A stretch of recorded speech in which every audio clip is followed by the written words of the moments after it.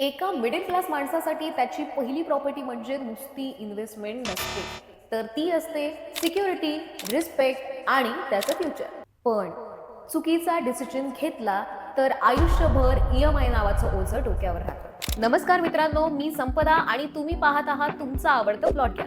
आणि आजच्या व्हिडिओमध्ये मी तुम्हाला सांगणार आहे की आपली पहिली प्रॉपर्टी स्मार्ट पद्धतीने कशी घ्यायची. सगळ्यात पहिली आणि महत्त्वाची गोष्ट म्हणजे इमोशन नाही तर कॅल्क्युलेशन करा. बँक तुम्हाला किती लोन देऊ शकेल हे बघू नका, तुम्ही दर महिन्याला किती EMI आरामात देऊ शकता ते बघा. याचा रूल अगदी सोपा आहे. तुमचं मंथली EMI हे तुमच्या मंथली इन्कमच्या 40% जास्त कधीच नसावं. कारण तुमच्या आयुष्यामध्ये फक्त EMI ही एकच गोष्ट नसते, तर घर खर्च, एमर्जन्सी, फ्युचर प्लॅनिंग यासारख्या गोष्टी सुद्धा तुमच्या डोक्यावर असतात. पहिली प्रॉपर्टी घेताना कधीही लक्झरी फ्लॅटच्या मागे पडू नका. क्लब हाऊस, स्विमिंग पूल, फॅन्सी लॉबी हे सगळं इंस्टाग्रामसाठी चांगलं असतं, पण इन्व्हेस्टमेंटसाठी ते महत्वाचं असतं का? तर माझं उत्तर असेल अजिबात नाही. याउलट इन्व्हेस्टमेंटसाठी महत्वाचं असतं location, growth potential, near by transport आणि अपकमिंग डेव्हलपमेंट. एकूणच माझ्या म्हणण्याचा उद्देश असा आहे की आता थोडं साधं घ्या,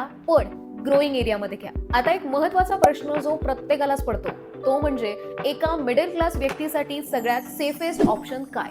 रेडी पोझिशन किंवा मग अंडर कन्स्ट्रक्शन प्रोजेक्ट? तर माझं असं म्हणणं आहे यासाठी उत्तम असेल रेडी पोझिशन. कारण जर तुम्ही सुरुवातीला रेडी पोझिशन घेतलं तर तुमचा EMI प्लस तुमचं रेंट या दोन गोष्टींचा एकत्र बर्डन टाळला जातो. त्यामुळे तुमची बरीचशी रिस्क टाळली जाते आणि इमिजिएट यूज किंवा मग इमिजिएट रेंट सुद्धा तुम्हाला मिळू शकतो. आणि हो, जर तुम्ही अंडर कन्स्ट्रक्शन प्रोजेक्ट घेत असाल तर त्याआधी बिल्डरची संपूर्ण हिस्ट्री चेक करणं तितकंच महत्वाचं आहे. आता कोणतीही प्रॉपर्टी कधीही घेताना सगळ्यात महत्वाचा मुद्दा येतो तो म्हणजे लीगल सेफ्टी. कोणतीही प्रॉपर्टी घेताना त्याचे डॉक्युमेंट क्लिअर असणं हे खूप जास्त महत्वाचं असतं. टायटल क्लिअर आहे का, NA किंवा रेरा रजिस्टर्ड आहे का, आणि लोनचं अप्रुव्हल हे मल्टिपल बँक्स कडून आहे का, ह्या 3 गोष्टी तुम्ही जरूर चेक करा. ब्रोकरवर ब्लाइंडली ट्रस्ट करू नका.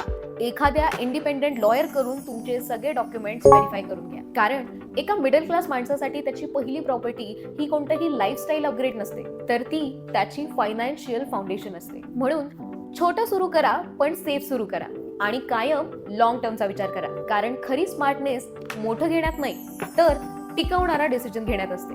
तर मग मित्रांनो, तुम्हाला आपला आजचा व्हिडिओ कसा वाटला हे आम्हाला कमेंटमध्ये नक्की कळवा. व्हिडिओला लाईक करा, शेअर करा आणि हो, अशाच नवनवीन माहितीपूर्ण व्हिडिओसाठी प्लॉट ज्ञानला सबस्क्राईब करायला अजिबात विसरू नका. भेटूयात पुढच्या व्हिडिओमध्ये.